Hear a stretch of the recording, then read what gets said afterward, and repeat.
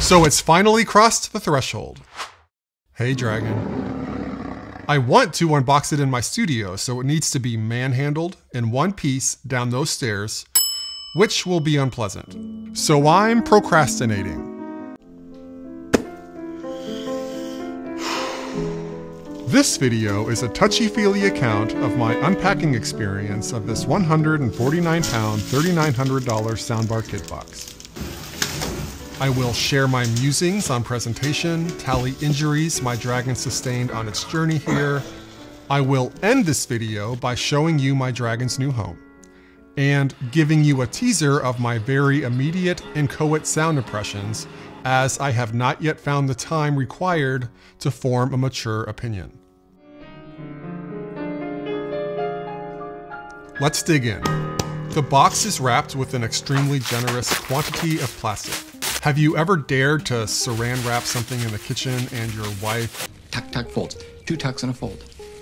A bit of that vibe happening here. Beyond the plastic, the box is protected with 4 cardboard bumpers spanning the 4 long edges. And what the... My Dragon was stabbed. I doubt it's fatal, but not great. Nakamichi is also rather generous with the tape. Pull out the tabs. It's go time. Lifting the first flap, we are presented with a packing diagram. What to expect kind of deal. Getting the flaps out of the way, the first thing we got is an isolated, extremely well-padded plastic covered. We'll get to it.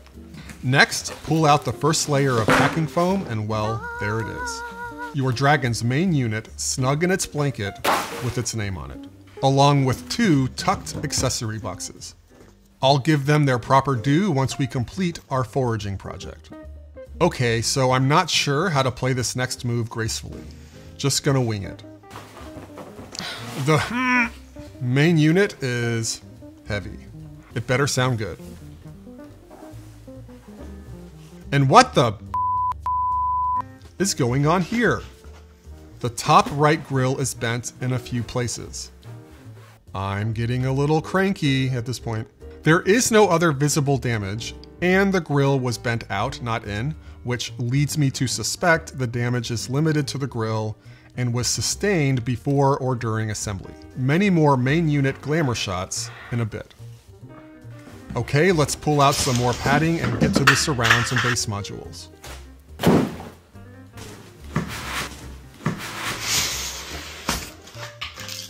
As promised, the Dragon comes with 2 surrounds.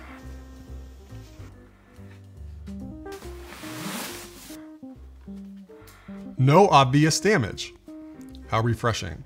I got a pretty impressive pile happening over there.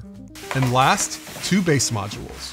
Both look intact, each even heavier than the bar.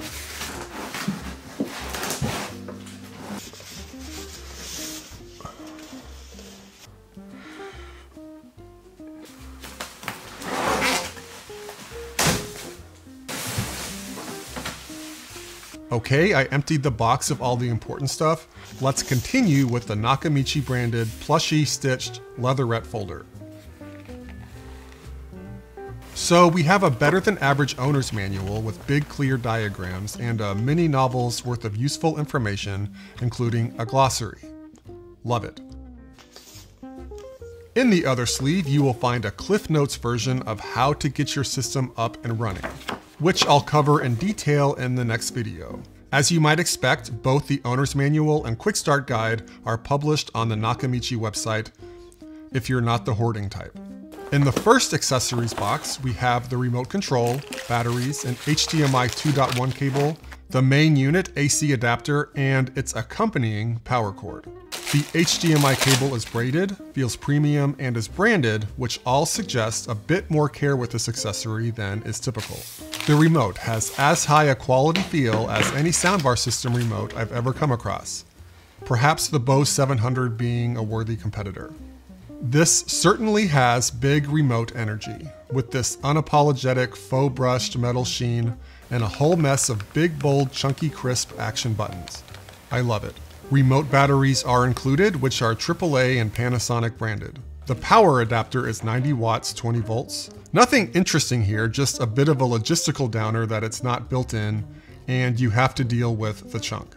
Though easier to replace if there's a malfunction. The adapter and power cord combined spans 10 feet. The second accessory box holds 4 10-foot identical power cords with L-shaped heads for the 2 base modules and surrounds. These are generic, so you can find the right length if 10 feet is the wrong length on Amazon or whatever. All right, on to the Don't Call It a Soundbar, the Dragon's main unit.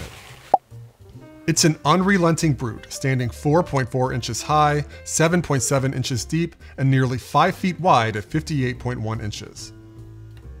And is a stout 32.2 pounds. The design is unique, originality to spare, though the top outline shares similarities to Samsung's Q900 series with its 6 sides.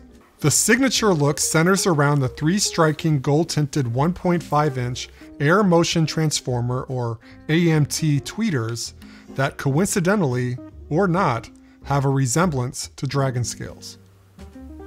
The waterfall cascading corner edge gives the front and sides an irregular shape, which Nakamichi tends to embrace. The bottom of the main unit is significantly wider than the top, which gives the bar an aggressive posture.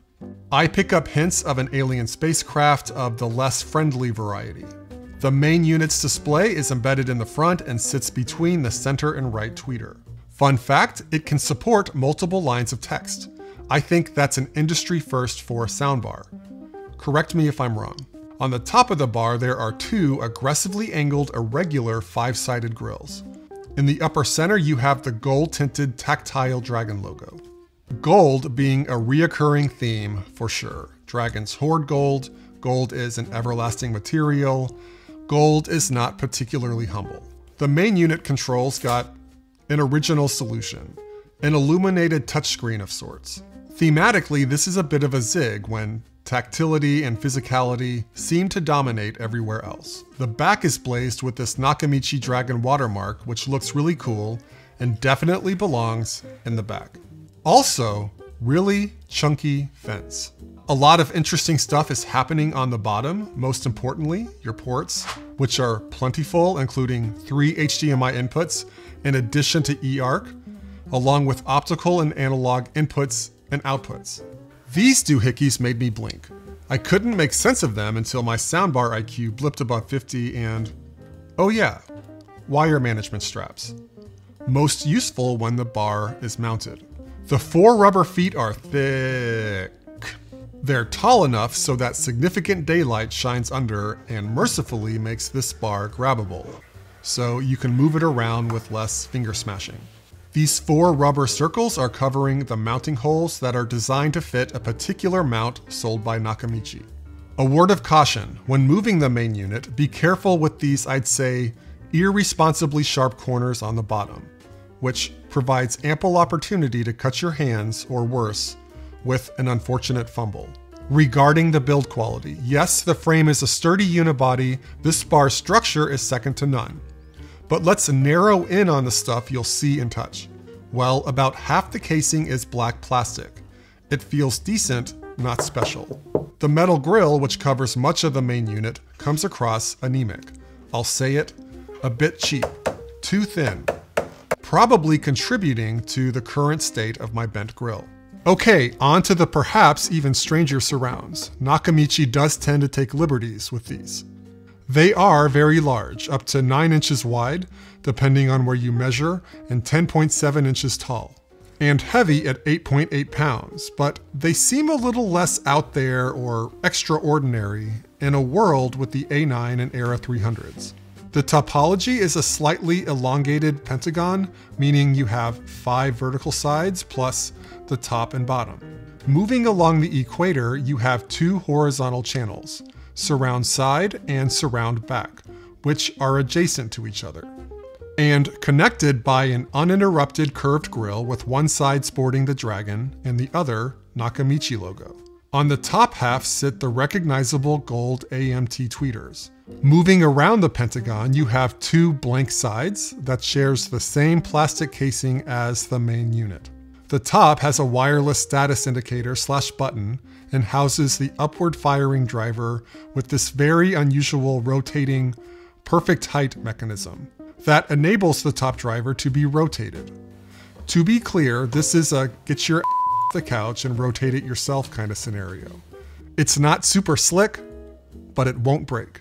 There are 5 possible positions spanning 180 degrees. The idea is that regardless of the speaker orientation, you want this marker pointing right at you in your preferred listening position. The bottom is almost entirely covered with rubber except for the dual mounting holes intended for Dragon designed mounts. The build quality in terms of what you touch and handle, it's good, not outstanding. It certainly has some heft, but about as much as you would expect given the size. Forgot to show you the back. How silly. The bass modules. Unusual as there are 2 of them, and even more unusual, they are both 0.2.0 speakers, so 2 subs per module. Apart from that, these bass modules are fairly normal looking, though they are unusually proportioned, with a 12.5 inch by 11.2 inch bass, standing 20.9 inches tall. So statuesque, with a fair bit of heft, 34.4 pounds, each being over 2 pounds heavier than the main unit. Each bass module has a vertical brushed motif, giving it a styling connection with the remote. The sides have a large protruding metal grille with either the Dragon or Nakamichi logo in the center. Each bass module has a generous airflow port in the front. You'll find the power port in the back.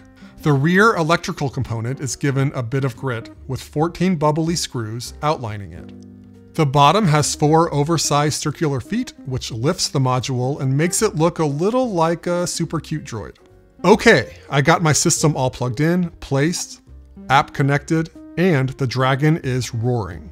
Mercifully, I have no reason to believe that there was any serious injury to the system related to the box damage or bent grille. All the channels sounded unaffected. I have not yet installed the new firmware update because I want the opportunity to provide some insight into a before and after. There is no microphone-based room tuning, so finding the right sound is going to rely more on your ear, taste, and patience. So what can I responsibly say about the sound with my brief exposure? I do sense this system does push the limits in certain dimensions beyond what I've reviewed or discussed on this channel. And it's not only because it wields a big stick. There's some tenderness I want to snuggle up to a little closer.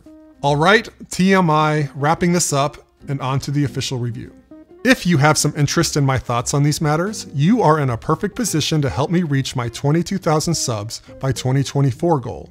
You know, so we can keep Caleb nervous. Thanks for watching. Catch you on the next one.